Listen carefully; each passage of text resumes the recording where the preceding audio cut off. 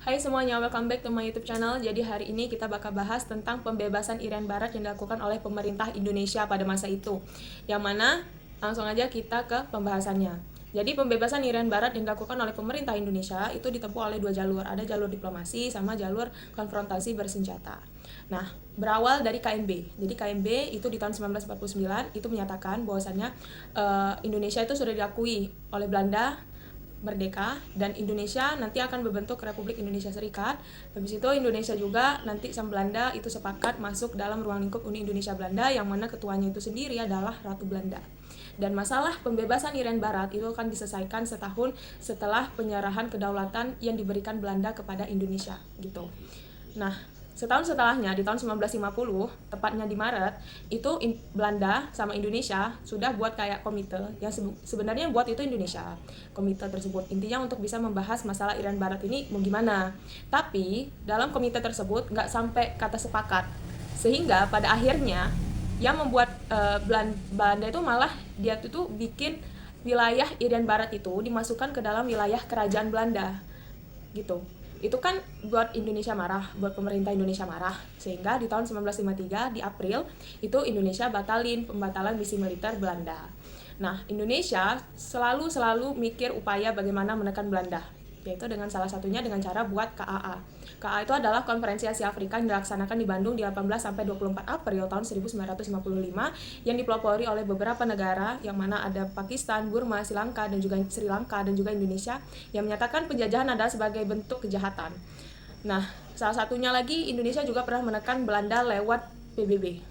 Bawa masalah Indonesia dan Belanda lewat sidang PBB. Tapi di situ Belanda meyakinkan anggota PBB bahwasannya masalah Indonesia dan Belanda itu adalah masalah bilateral antar ruang lingkup Uni Indonesia Belanda, sehingga anggota PBB itu nggak perlu khawatir gitu. Dan anggapan Belanda ini didukung ya oleh negara-negara NATO. Jadi negara-negara yang masuk dalam kategori NATO, yang merupakan Belanda kan juga masuk dalam kategori NATO. Jadi teman-temannya Belanda ini dukung juga gitu.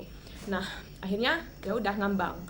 Akhirnya di situ Indonesia karena udah kayak gitu kan, jadi padahalnya Indonesia melakukan pembatalan ruang lingkup Uni Indonesia Belanda, pembatalan KMB dalam Undang-Undang Nomor 13 tahun 1956.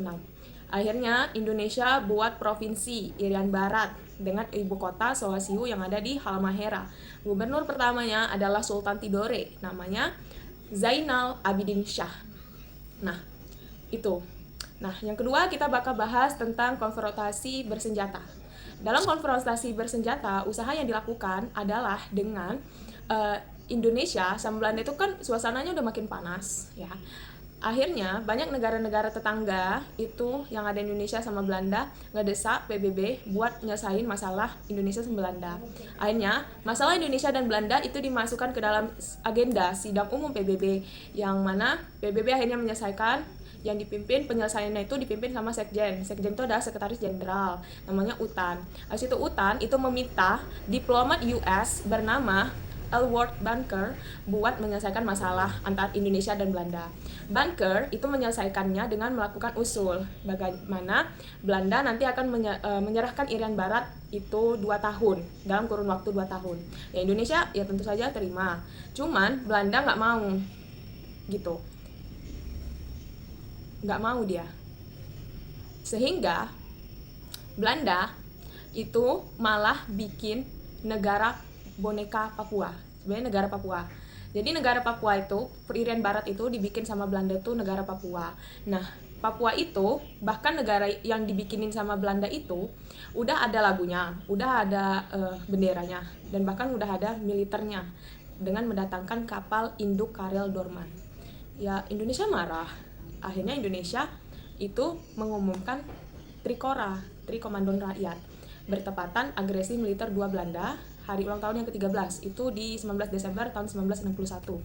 Isi Trikora itu dibacakan di alun-alun Yogyakarta. Isinya itu adalah gini: gagalkan bentukan negara boneka bikinan kolonial Belanda, negara Papua boneka bikinan kolonial Belanda, kibarkanlah sang merah putih di Irian Barat dan bersiaplah untuk mobilisasi umum untuk mempertahankan kemerdekaan dan kesatuan Republik Indonesia. Begitu. Nah, sedangkan tindakan yang konfrontasi bersenjatanya itu adalah yaitu melakukan operasi Mandala. Nah, operasi Mandala ini itu dilaksanakannya di tanggal 11 Januari tahun 1962. Nah, itu kan operasi Mandala dilaksanakan. Yang mimpinnya itu adalah Maijen Soeharto. Dia jadi panglima operasi Mandala pada masa itu. Yang mana Mandala itu dia berkedudukan di Makassar. Isi dari operasi Mandala itu sendiri adalah melakukan infiltrasi, konsolidasi, dan eksploitasi. Infiltrasi itu yaitu dengan melakukan penyusupan. Kalau eksploitasi itu melakukan serangan secara besar-besaran. Kalau konsolidasi itu adalah menegakkan kekuasaan RI pada masa itu. Nah, akhirnya dilakukan operasi Mandala itu. Jadi memang Belanda itu bikin negara boneka Papua itu tuh tanpa sepengetahuan PBB ya. Belanda bertindak seenak-enaknya, makanya Indonesia juga akhirnya marah kan, begitu. Nah, Banker ketika ngedengar peristiwa itu, akhirnya dia melakukan cara dengan mengajukan usul namanya rencana Banker. Jadi isinya itu adalah Irian Barat itu kita tanya sendiri sama masyarakatnya, mau ikut Indonesia apa ikut Belanda. Di situ ya Indonesia terima toh, ya pastilah Irian Barat ikut Indonesia. Cuman Belanda akhirnya nolak. Karena Belanda nolak, akhirnya Indonesia melakukan operasi lagi, namanya Operasi Jaya Wijaya. Operasi Jaya Wijaya ini yaitu dengan mendatangkan 3 kapal TNI AL kita, yaitu ada kapal Macan Tutul, Macan Kumbang, sama Macan Harimau. Habis itu datangin pesawat, ya pesawat tempur, ya pokoknya banyak. Di situ Macan Tutul, kapal Macan Tutul itu, Macan Tutul itu ini loh, tenggelam. Dia di Laut Aru, ya. Itu kapalnya ada di Laut Aru, dan Macan Tutul itu tenggelam bersama awak kapalnya. Kaptennya itu Wiratno, itu tenggelam. Terus komodornya itu Yosudarso juga tenggelam, gitu. Pokoknya tenggelam. Akhirnya yaitu dengan cara, karena udah tenggelam itu, akhirnya lakuinlah cara infiltrasi, yaitu penyusupan. Yaitu nanti TNI itu nanti akan melakukan kayak penerbangan ya ke wilayah pedalaman Papua gitu.